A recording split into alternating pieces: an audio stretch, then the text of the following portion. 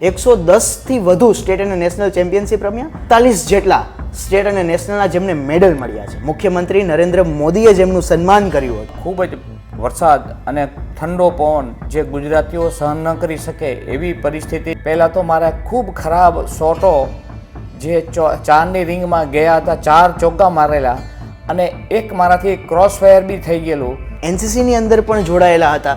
હું 26 બટાલિયનમાંથી મને રાજ્ય કક્ષાએ તેમજ રાષ્ટ્રીય કક્ષાએ મેં ગોલ્ડ મેડલ મેળવી અને ભારતનું નામ રોશન કરેલું. નાના પાટેકર સાથે 300 મીટર શૂટિંગ ચેમ્પિયનશિપ.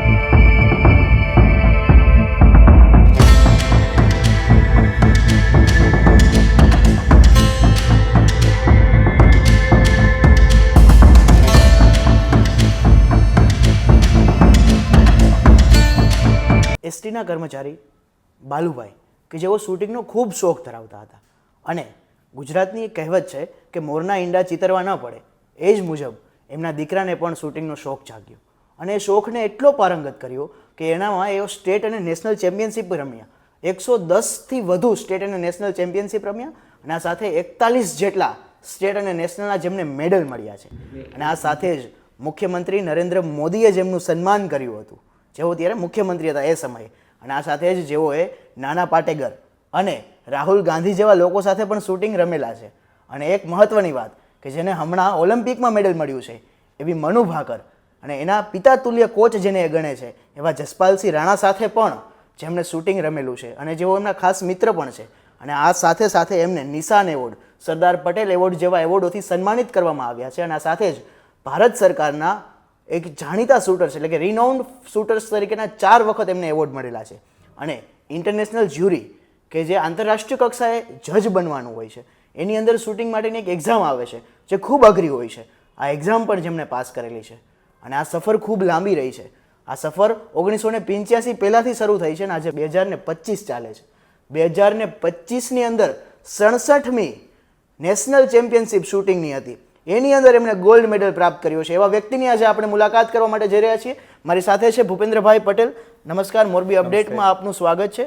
સર્વપ્રથમ તો તમને ખૂબ ખૂબ અભિનંદન કે આપ આટલા બધા મેડલ્સ મેળવીને હવે આપે ફરી એક વખત ગોલ્ડ મેડલ નેશનલ લેવલે મેળવ્યું છે. તો એના માટે એવો એક શેર કહી શકાય કે એમની જે સ્થિતિ હતી ત્યારની કે 1000 બર્ફ ગિરેલા કાંધિયા ઉઠે वो फूल खिल के रहेगा जो खिलने वाला है.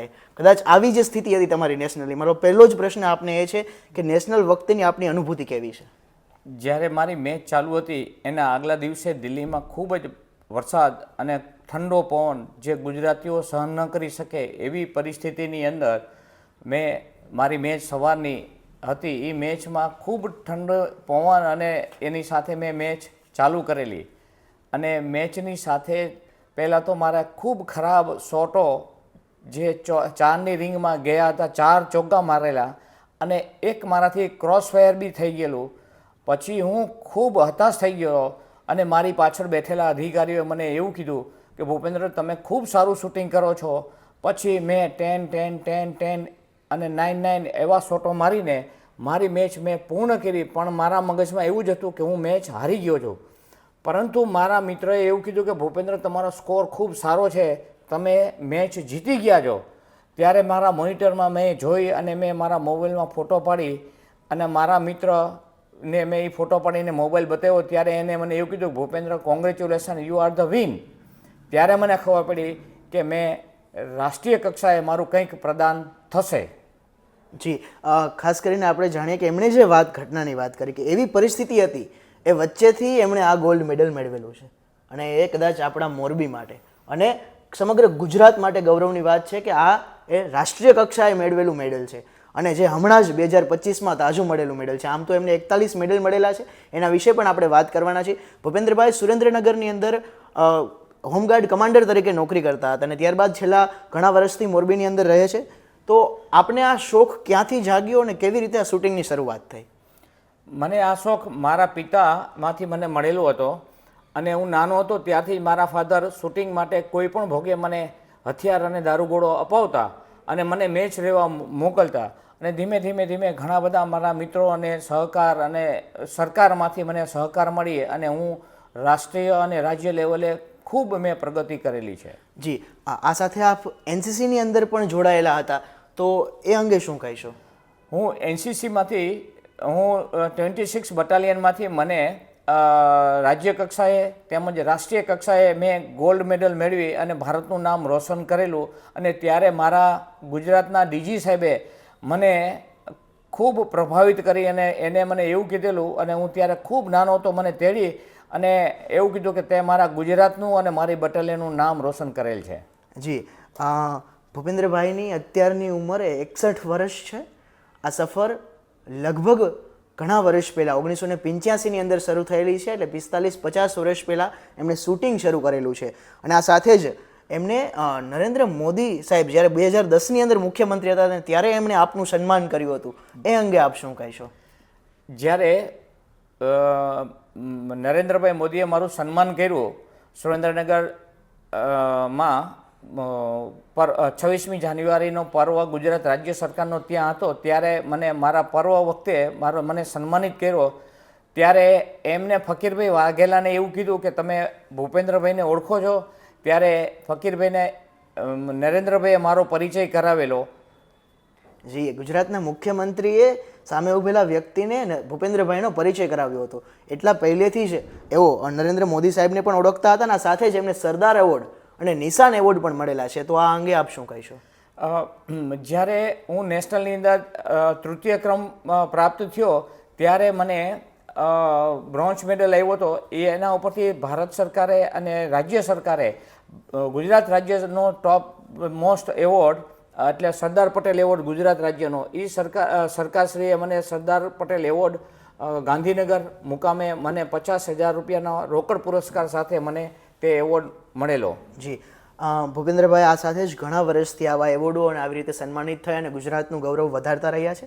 આ સાથે જ એઓને ભારત સરકાર દ્વારા 4 વખત રિનાઉન્ડ શૂટર તરીકેનો આપને એવોર્ડ મળેલો છે. જી. એ કેવી રીતે આપવામાં આવતો હોય છે ને આપને 4 વખત મળેલો છે, એ અંગે શું કહીશો? જ્યારે રિનાઉન્ડ શૂટર્સ એવોર્ડ છે ને, એટલે કે ખ્યાતનામ શૂટર્સ એવોર્ડ, એટલે ભારત સરકાર તે એવોર્ડ આપે છે, જેમાં ઓલિમ્પિક લેવલનો જે ઇન્ડિયા લેવલે નેશનલ ચેમ્પિયનશિપની અંદર જેને સ્કોર થાય એને જ ભારત સરકારનો રિનાઉન્ડ શૂટર્સનો એવોર્ડ આપવામાં આવે છે. એટલે મને આ વખત થઈને 4 વખત રિનાઉન્ડ શૂટર્સનો એવોર્ડ પ્રાપ્ત થયેલ છે. જી આ સાથે જ તમને હું જણાવી દઉં કે ભૂપેન્દ્રભાઈને મળીને અમને ખ્યાલ આવ્યો કે ઇન્ટરનેશનલ જ્યુરી બનવા માટે થઈ અને માત્ર તમને શૂટિંગ આવડી જાય એવું જરૂરી નથી હોતું. એના માટે થઈને ઘણું બધું વાંચન કરવું પડે છે, ઘણી બધી પરીક્ષાઓ જે હોય છે પાસ કરવી પડે છે, અને એ પાસ કરી અને ભૂપેન્દ્રભાઈ ઇન્ટરનેશનલ જ્યુરી તરીકે અત્યારે ઓફિશિયલ છે, જેને ઇન્ટરનેશનલ જ્યુરી તરીકે કામ કરવામાં આવે છે. તો એ અંગે આપે જે પરીક્ષા પાસ કરી એ અંગે શું કહીશું? જ્યારે મેં ઇન્ટરનેશનલ જ્યુરી તરીકેની પરીક્ષાની હું છેલ્લા 20 વર્ષથી તૈયારી કરતો હતો, ત્યારે મેં 2012માં એ આખા વર્લ્ડ લેવલે એક્ઝામ લેવાય છે, એમાં એ ભારતમાં જ એ એક્ઝામ લેવાની, અને એ એક્ઝામની અંદર મને એક્ઝામર તરીકેની મારી ફોર્મ શીખવાડાયું. ત્યારે મેં એ એક્ઝામ પાસ કરી અને એમાં હું ઉત્તીર્ણ થયો, અને પછી મને એટલો બધો આનંદ આવ્યો કે હું 20 વર્ષની મહેનત પછી હું આ પરીક્ષામાં પાસ થઈ ગયો. જી તો એ પરીક્ષાની અંદર એવું પાસ થયા છે. અને જે મેં પરિચયની અંદર વાત કરી કે નાના પાટેકર સાથે પણ આપ શૂટિંગ રમેલા છો, રાહુલ ગાંધી સાથે પણ શૂટિંગ રમેલા છે જેઓ, અને મનુ ભાકરના કોચ જસવંતસિંહ રાણા સાથે પણ શૂટિંગ રમેલા છે. તો આમાં ખાસ કરીને નાના પાટેકર અને રાહુલ ગાંધી સાથેના સંસ્મરણો કેવા રહ્યા? રાહુલ ગાંધી સાથે અમે 32મી નેશનલ શૂટિંગ ચેમ્પિયનશિપ દિલ્હી ખાતે અમે લોકો 25 મીટર શૂટિંગ રેન્જમાં અમે સાથે જ મેચ રમેલા. ત્યારે રાહુલની પિસ્તોલ ચાલુ મેચે ખરાબ થઈ ગયેલી હતી. તેમજ નાના પાટેકર સાથે 300 મીટર શૂટિંગ ચેમ્પિયનશિપ મહુ ખાતે, એટલે મધ્યપ્રદેશમાં મહુ આર્મીનું શૂટિંગ કેમ્પ છે, ત્યાં અમે લોકો સાથે દર વર્ષે એક વખત અમે મળતા અને અમે એની મેચમાં એની રાઇફલ પણ હું સેટ કરી આપતો ઘણીવાર. એટલે નાના પાટેકર સાથે પણ ખૂબ સારા પરિચયમાં. જી ખાસ કરીને આ જે પિસ્તોલ, અહીંયા ઘણી બધી પિસ્તોલ આપણે દેખાઈ રહી છે, ઘણી બધી પિસ્તોલો છે, એનો પરિચય પણ આપણે લેવાના છીએ, પણ એના માટે આપણે થોડી ક્ષણો હજી રાહ જોવી પડશે. એ પહેલાં શૂટિંગની અંદરની જે જીવનશૈલી હોય છે, આપે 67મી જે નેશનલ ચેમ્પિયનશિપની અંદર ગોલ્ડ મેડલ પ્રાપ્ત કર્યો છે અને 61 વર્ષની ઉંમરે પ્રાપ્ત કર્યો છે, તો એ બાબતે ફિટનેસ અંગે શું ધ્યાન રાખવું પડે છે અને શૂટિંગની બાબતમાં જીવનશૈલીની અંદર શું ધ્યાન રાખવું પડે છે? સૌથી પહેલાં શૂટિંગમાં આવતા પહેલાં ફિઝિકલ એટલે રનિંગ એક્સરસાઇઝ ખાવાની પ્રક્રિયા ઉઠવાની અને જેટલા માણસ શૂટર્સો બહારથી સોફ્ટ લાગે છે એટલા જ અંદરથી ખૂબ જ મજબૂત હોય છે. અને બીજું જે શૂટિંગમાં આવનાર વ્યક્તિઓને અમે લાવીએ છીએ એનું મનોબળ એટલું માનસિક સ્તર ટોપ લેવલ ઉપર અમે લઈ જઈએ છીએ કે જેથી કરીને ક્યાંય બી માનસિક સ્તરમાંથી નબળો પડે એટલે એનો ટાર્ગેટ ઉપરના શોટ ઉપરથી અમે કહી દઈએ કે તમારું ધ્યાન બીજી જગ્યાએ છે. એટલે એનું ટાર્ગેટ એ જ અમારે એનું વંચાણ હોય છે. એટલે 60 શોટની મેચ અમને એના જીવનશૈલીનો દિવસનો આધાર અમને બતાવી આપે છે. જી, આ બાબતે તમારે રોજના કેટલા સમય માટે તમારે પ્રેક્ટિસ કરવી પડે છે? કેટલા ટાઈમ માટે તમારે જે ધ્યાન રાખવાનું હોય છે એ કરતા હોય છો તમે? જ્યારે અમે લોકો સવારમાં અથવા તો રાત્રે જ્યારે ઘરે હોઈએ છીએ તો ઘરની અંદર એક નાની શૂટિંગ રેન્જ હોય અથવા તો હોલ્ડિંગ અમે કરીએ છીએ. દિવાલ ઉપર એક ગોળ ટાર્ગેટનો ચાંદલો ચોંટાડેલો હોય એની ઉપર રોજ અમે અડધો કલાક અમે રોજ ઘરના દરેક શૂટર્સો હોઈએ એને અમે પ્રેક્ટિસ કરવાનું સૂચન આપીએ છીએ. અમે પોતે દરરોજ 1 કલાકની આસપાસ રોજ અમે હોલ્ડિંગ કરીએ છીએ. પછી જ અમે અમારા રેન્જ ઉપર સારું પ્રભુત્વ અમે મેળવી શકીએ છીએ. ખાસ કરીને હોલ્ડિંગ એટલે કે પોતાના નિશાન ઉપર ધ્યાન રાખવું. અર્જુનને જેમ બતાવવામાં આવ્યું કે મને હવે શું દેખાય છે, હવે મને માત્ર ચકલીની આંખ દેખાય છે, એ પ્રકારનું ધ્યાન આખો દિવસ કરવામાં આવતું હોય છે ને. એમણે એમની વાતની અંદર એવો ઉલ્લેખ કર્યો કે હું પરિવારના સભ્યોને આવું કહેતો હોઉં છું. તો શા માટે? કારણ કે 67મી નેશનલ ચેમ્પિયનશિપની અંદર આપણા માટે ગૌરવની વાત એ છે કે એમના પુત્ર પણ આ નેશનલ ચેમ્પિયનશિપની અંદર એમણે પણ ભાગ લીધો હતો અને પિતા પુત્રની જોડીએ સાથે ગુજરાતનું ગૌરવ વધાર્યું હતું. અને તેઓ સંપૂર્ણ પરિવાર આપનો શૂટિંગ સાથે સંકળાયેલો છે, અંગે શું કહીશો? હવે એવું છે કે અમારા ઘરની અંદર શૂટિંગનો માહોલ એટલે એક પણ દિવસ એવો નથી હોતો કે હથિયાર, દારૂગોળો કે ટાર્ગેટ શૂટિંગ વિશેની વાત ન થાય. અને આજે મારા દીકરાનો જન્મ થયો એટલે દરેકે મને મારા મોબાઈલમાં એવો મેસેજ આપ્યો કે અમારો ભારતનો નવો શૂટર્સ પેદા થયો. એટલે વાત એવી છે કે જેવી રીતે વાત કરી ને કે અમારા પત્રકારશ્રીએ કે મોરના ઈંડા ચીતરવા ન પડે એમ, એવી જ રીતે અમારા પૌત્રને પણ અત્યારથી જ હથિયારમાં ખૂબ રસ છે. અને અમે કોઈ પણ પિસ્તોલ ઉપાડી એટલે એ પિસ્તોલ સાથેનો સેટ એટલે એના દારૂગોળો, એના ટાર્ગેટ, એની થેલો અલગ અલગ હોય છે. એ દરેક થેલો લઈને એ બહાર ઊભો રહી જાય કે ચાલો દાદા મારે સાથે આવવાનું છે. જી, એટલે પિતાનો શોખ પુત્રને આવ્યો, હવે એમનો શોખ એમના પૌત્રમાં આવી રહ્યો છે. આ ધીમે ધીમે પેઢી દર પેઢી શૂટિંગ ચાલી રહી છે. અને હવે જે આપણી સામે બંદૂકો પડી છે, આ જે પિસ્તોલ્સ છે, આના વિશે તમે થોડી માહિતી આપો. આપની પાસે કેટલી પિસ્તોલ્સ છે? આપની પસંદીદા પિસ્તોલ કઈ છે? અને અત્યારે જે છેલ્લી જે આપણે નેશનલની અંદર તમે કઈ પિસ્તોલનો ઉપયોગ કરેલો હતો? જી હા, હવે સૌથી પહેલાં મારો સૌથી ફેવરિટ મારો શૂટિંગની અંદર 50 મીટર ફ્રી પિસ્તોલ એ મારો ગમતો વિષય છે. અને 50 મીટરની અંદર મેં ઘણા બધા એવોર્ડો મેળવેલા છે રાજ્ય સરકાર અને ભારત સરકારના. એટલે ફ્રી પિસ્તોલ એટલે ખૂબ લાંબી પિસ્તોલ હોય છે, એનું ટ્રિગર બી હેર સેન્સ ટ્રિગર હોય છે. એટલે એની અંદર જે આધુનિક પિસ્તોલ આવી એની અંદર એક ટ્રિગર હોય છે, એ ઓન કરો અને પછી તમે હોલ્ડ કરો અને એનું ટ્રિગર જે વાળને અડવામાં સેન્સ લાગે એટલી જ સેન્સની અંદર એ ટ્રિગર ફાયર કરે છે. જી, એટલે થોડુંક ટ્રિગર દબાવો અને તમારો શોટ ફાયર થઈ જાય છે. જી, આ સાથે જ તમારી જે પસંદીદા પિસ્તોલ છે ને એ સાથે જ આ જે પિસ્તોલ છે આના વિશે તમે શું કહીશો? આ પિસ્તોલની અંદર એક એવી પિસ્તોલ છે કે જે એમના આંગળીઓના ગ્રીપ મુજબ બનાવવામાં આવેલી છે. એમની જે આંગળીઓ છે એ પ્રકારની એક આખી પિસ્તોલ છે, એ વિશે શું કહીશો?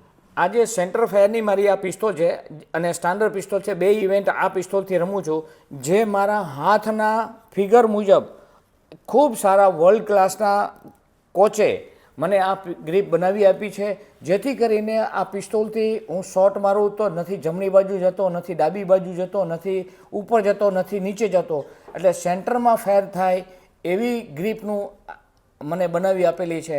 એટલે આ શૂટિંગમાં ગ્રીપનો ખૂબ મોટો મહત્ત્વનો ફાળો હોય છે. જી, આ સાથે જ તમને એક ખાસ વાત જણાવી દઉં કે આપણે બધા જેને જાણીએ છીએ, જે મનુ ભાકર સમગ્ર રાષ્ટ્રની અંદર છવાઈ ગઈ હતી, એમ મનુ ભાકરે જે પિસ્તોલનો ઉપયોગ કર્યો હતો, ઇટ મીન્સ એ જ પ્રકારની અહીંયા પિસ્તોલ છે. એ પિસ્તોલ કઈ છે? આ પિસ્તોલ છે.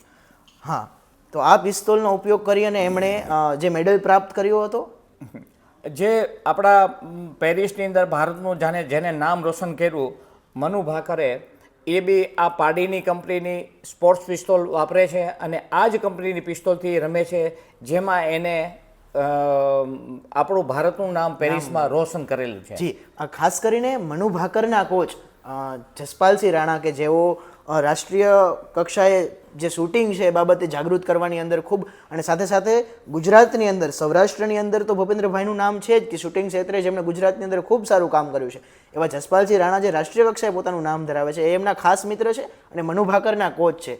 તો એમની સાથેના કંઈ સ્મરણો તમને હોય? જસપાલને અમે લોકો ઘણા વર્ષોથી સાથે શૂટિંગ કરીએ છીએ. જસપાલ છે તે જુનિયરના ભારતના શૂટિંગ કોચ તરીકેની કામગીરી ઘણા વર્ષો સુધી એને કરેલી, અને અત્યારે બી એ જસપાલ પોતે સેન્ટર ફાયર અને સ્ટાન્ડર્ડ પિસ્તોલમાં એને એવોર્ડો મેળવેલા છે, અને એની સાથે મેચ રમવામાં અમને ખૂબ જ મજા આવે, અને અમારી કંઈ ભૂલો થતી હોય તો અમે એકબીજાના આપલે કરીએ છીએ. એટલે જસપાલની શૂટિંગ ક્ષેત્રમાં પણ ખૂબ માસ્ટરી છે. જી, આ બધી પિસ્તોલો હોવા છતાં એક એવી પિસ્તોલ કે જે ખૂબ ગમતી હતી, એના વિશે શું કહીશું? મારી પાસે એક 50 મીટર ફ્રી પિસ્તોલ ટોઝ કંપનીની હતી. એ છેલ્લા 25-30 વર્ષથી હું ખૂબ સારી રીતે વાપરતો હતો. એ ખરાબ થઈ ગઈ છે, પણ મારો મૂડ એટલો બધો એની ઉપર હતો, પણ છેલ્લી ઘડી સુધી ચાલુ ન થયો, એટલે એ પિસ્તોલ ચાલુ ન થઈ એટલે મેં બીજી નવી પિસ્તોલ કાઢીને એની અંદર ગ્રીપ ભરી અને રોજે રોજ રેન્જ ઉપર 3, 4, 5 કલાક કોઈક વખત જમવાનું પણ ભૂલીને નવી પિસ્તોલ સેટ કરી અને મેં આજે ભારત લેવલે મેં એ પિસ્તોલથી ગોલ્ડ મેડલ મેળવેલો છે. જી, એ પિસ્તોલ જો ફરી વખત એનો પાર્ટ એ મળી જાય તો આપ કેવા મેડલો લઈ શકો છો? જો એ મારી ટોઝ કંપનીની જે પિસ્તોલનો પાર્ટ મને રિપેર થઈ જાય તો એ પિસ્તોલથી ફરીથી આનાથી વિશેષ 20% સ્કોર અપ કરી અને હું ભારત લેવલે અને ઇન્ડિયા લેવલે, અરે વર્લ્ડ લેવલે હું જાઉં એવી મારી અપેક્ષા છે. 61 વર્ષની ઉંમરે આ વાતચીત થઈ રહી છે અને ઇન્ટરનેશનલ લેવલે હવે જવા માટે આપ કયા કયા પ્રકારે કોશિશ કરી રહ્યા છો? ઇન્ટરનેશનલ લેવલે જવા માટે અત્યારે મારી ઉંમર અને બીજું એવું છે કે ઇન્ટરનેશનલ જવા માટે ઘણી બધા સમય ફાળવવો પડે. એ સમયની અનુકૂળતા મારે કદાચ ન હોય તો પણ પ્રયત્ન કરીશું. જી, ખાસ કરીને હવે એક નવી પેઢી છે કે જે શૂટિંગની અંદર આવી રહી છે, જે લોકો શૂટિંગ શીખી રહ્યા છે અથવા તો શૂટિંગની અંદર પોતાનું કંઈક કરતબ બતાવવા માંગી રહ્યા છે, એમને આપ શું સંદેશો આપવા માંગશો?